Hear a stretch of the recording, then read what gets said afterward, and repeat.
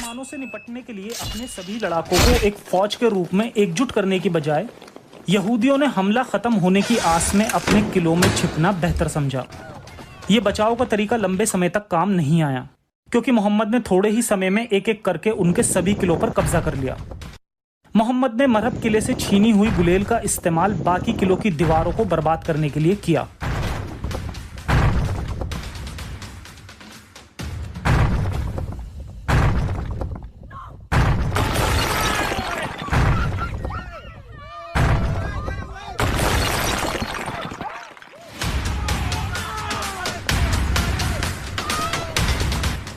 किनाना इब्ने अल रब्बी खैबर के कतीबा किले का सरदार था। कतीबा इलाके में रहने वाले ज्यादातर यहूदी मदीना के बनु नजीर कबीले के लोग थे। किनाना सफिया बिनते हुआई का शोहर था। उनकी शादी कुछ समय पहले ही हुई थी।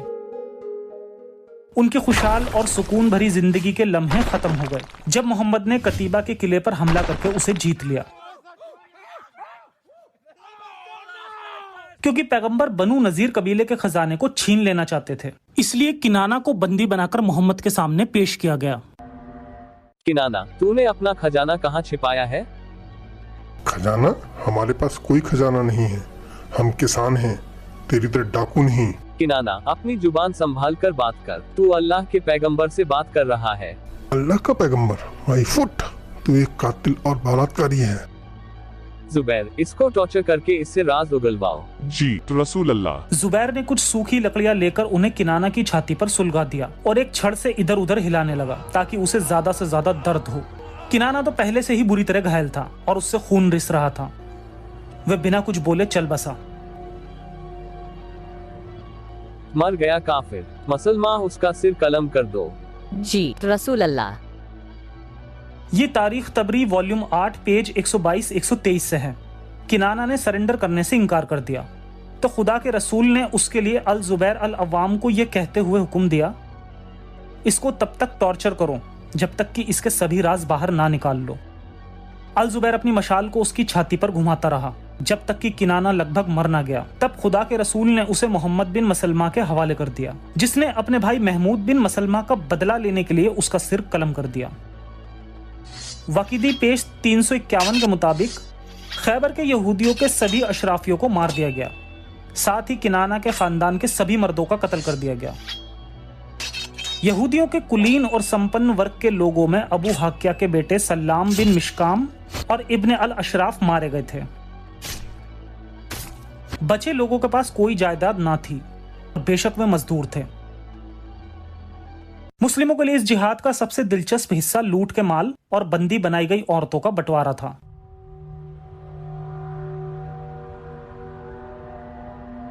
पैगंबर ने अपने लिए सबसे बेहतरीन छांटने के लिए पहला मुआयना किया। सही बुखारी नंबर 335, पैगंबर ने फरमाया, लूट का माल मेरे लिए हलाल कर दिया गया है, मगर मुझसे पहले किसी और के लिए यह हलाल नहीं था।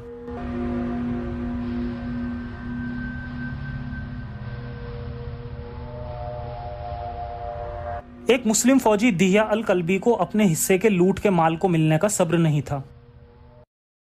अरे रसूल अल्लाह, इन बंदियों में से मुझे एक गुलाम लॉन्ड्री दे दो। ठीक है, जो चाहिए जाकर ले लो। दिया ने जल्दी से दौड़कर सफिया को हत्या लिया। साफिया, अब तू मेरी है। थे, ये तो मुझे भी चाहिए थी। अरे नहीं, इसको तो सबसे बढ़िया वाली मिल गई। जो सोएगा सो खोएगा। अगर हमें साफिया नहीं मिल सकती तो दिहिया को भी नहीं मिलनी चाहिए। हाँ, चलो चलते हैं, पैगंबर से मिलते हैं। उस वक्त पैगंबर मोहम्मद लूट के माल का बंटवारा कर रहे थे। अल नाता और शिकर किले से लूटा गया सभी माल फौजियों को मिलेगा। कतिबा इलाके का सारा माल मेरा होगा। दिया सफिया को अपने कमरे में ले गया। साफिया, मैं तुझे पहले से ही तब से जानता हूँ जब तू मदीना में रहती थी। मैं तुझे हमेशा अपने लिए चाहता था। अब अल्लाह ने मेरी ख्वाहिश पूरी कर दी। मुझे छूना भी मत। तू मुझे चाहने लगेगी। साफिया, तेरी हिम्मत कैसे हुई? मैं पहले से शादीशुदा हूँ।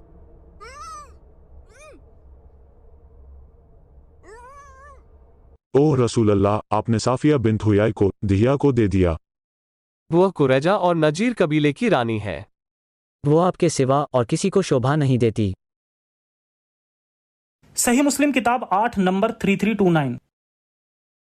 अनस ने खबर दी, जंग के माल में से सफिया दिया के हिस्से में आ गई और उन्होंने अल्लाह के रसूल के सामने उसकी तारीफ की और कहा, हमने जंगी कैदियों में से उसके जैसी कोई नहीं देखी। पैगंबर की 30 मर्दों की ख्वाहिशात एकदम से जाग उठी और वो अपनी ख्वाहिशों के लिए बेसब्र हो गए।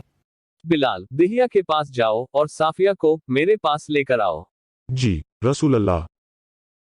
बिलाल दिहिया के कमरे पर गया।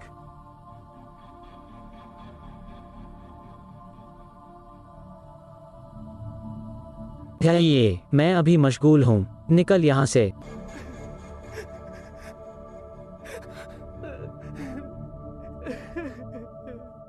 दिहिया, रसूल अल्लाह साफिया से मिलना चाहते हैं, उसे मेरे हवाले कर दो। हरगिज नहीं, वे उसे पहले ही मेरे हवाले कर चुके हैं।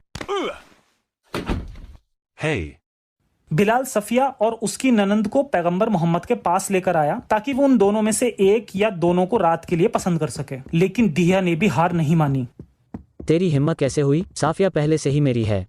अपने भाई किनाना के मुर्दा शरीर को देखकर उसकी छोटी बहन शॉक्ड होकर जोर जोर से रोने लगी।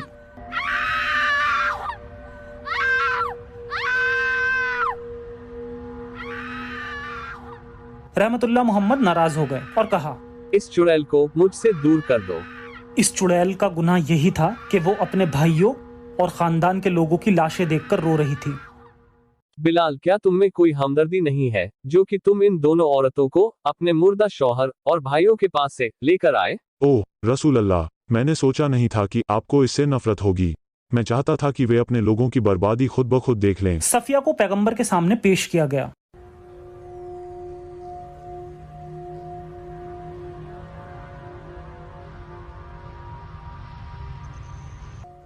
पैगंबर मोहम्मद ने सफिया पर अपना दावा करते हुए उस पर अपना कपड़ा डाल दिया।